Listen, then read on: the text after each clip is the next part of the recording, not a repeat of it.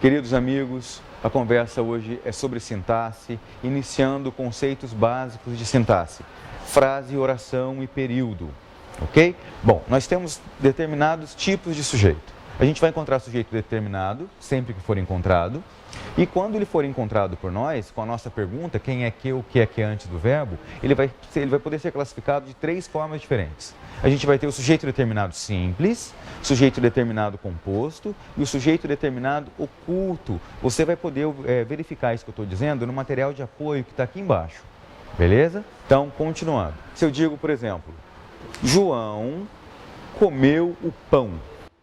Para encontrar o sujeito dessa oração, eu pergunto, quem é que comeu o pão? E a resposta vem, João. A resposta que nos será dada a esse tipo de pergunta, quem é que, o que é que antes do verbo, será o sujeito da oração.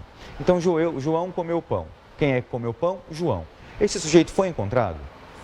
Ele foi encontrado. Se ele foi encontrado, ele vai ser chamado de sujeito determinado. O sujeito determinado pode ser simples, composto ou oculto.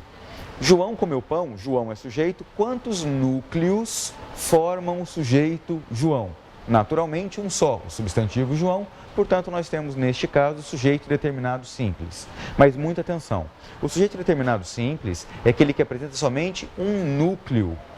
Isso pode acontecer até com expressões mais longas. Por exemplo, os novos servidores públicos dos estados da região norte e nordeste cruzaram os braços. Para encontrar o sujeito, método tradicional, eu pergunto quem é que ou o que é que antes do verbo. Vamos lá? Quem é que cruzou os braços? Os novos servidores públicos das regiões norte e nordeste. Beleza? Daí eu pergunto, encontramos o sujeito? Quem é que cruzou os braços? Os novos servidores públicos das regiões norte e nordeste.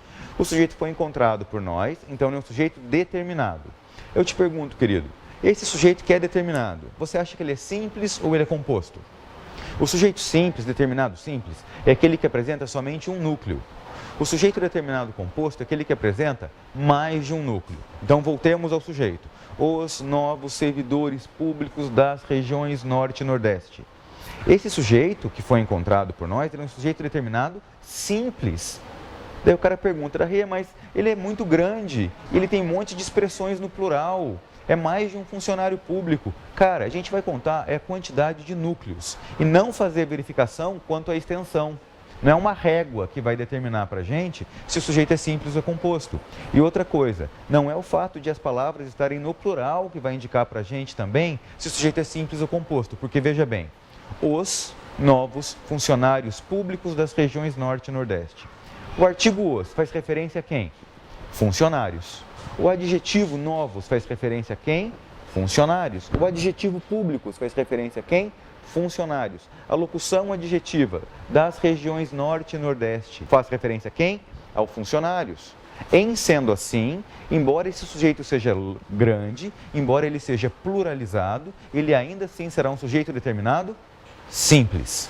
Beleza? Então, sujeito determinado simples é aquele que apresenta somente um núcleo. Temos também o chamado sujeito determinado composto. É aquele que apresenta mais de um núcleo. Por exemplo, os meus professores e os meus alunos são muito queridos por mim. Lembra o método para encontrar o sujeito? Eu pergunto, quem é que é muito querido por mim?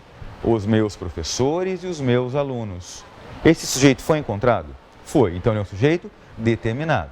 Esse sujeito determinado, ele é simples ou ele é composto? Vamos ver. Os meus professores, os faz referência a professores, meus faz referência a professores, e os meus alunos são muito queridos por mim.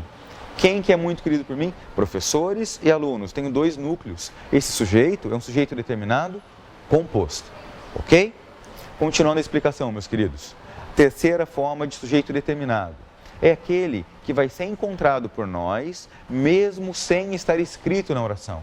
Isso vai acontecer de 2 formas, ou pela terminação do verbo, ou pelo contexto. Exemplo, se eu digo assim, comprei um livro hoje no shopping. Daí eu pergunto a você, qual é o sujeito da oração, comprei um livro hoje no shopping? Eu vou encontrar o sujeito perguntando assim, quem é que comprou um novo livro hoje no shopping? Resposta, eu comprei. Esse eu foi escrito ou foi pronunciado? Não, mas eu identifiquei pela terminação do verbo comprar. A terminação ei indica para mim que é a primeira pessoa do singular. O sujeito será Eu. Se eu digo, compraste um livro no shopping hoje, mesmo sem o sujeito escrito, o sujeito seria tu. Comprou um livro no shopping hoje. Ou é ele, ou é ela, ou até mesmo você. Compramos um livro no shopping hoje. Quem compramos? Nós compramos. Mesmo o sujeito não estando escrito ou não sendo mencionado, a terminação do verbo foi suficiente para que a gente identificasse o sujeito. Beleza? Acabamos de ver os 3 primeiros tipos de sujeito: sujeito determinado simples, sujeito determinado composto e sujeito determinado oculto. Ok? Então, meus amigos, terminando a aula de hoje, só revisando em um minutinho. Falamos hoje sobre sujeito determinado, que é aquele que é encontrado. A gente pergunta quem é que, o que é que antes do verbo e obtém uma resposta satisfatória. Esse sujeito é determinado. Se ele apresentar somente um núcleo é aquela palavra mais importante a qual os outros se referem, esse sujeito é determinado simples. Se o sujeito apresentar mais de um núcleo, sujeito determinado composto. E se o sujeito for encontrado sem estar escrito, ele é um sujeito determinado oculto, também chamado de desinencial, também chamado de elíptico, também chamado de subentendido e também chamado de implícito na desinência verbal. Esses nomes são todos sinônimos de sujeito oculto. Beleza? Muito obrigado e até a próxima.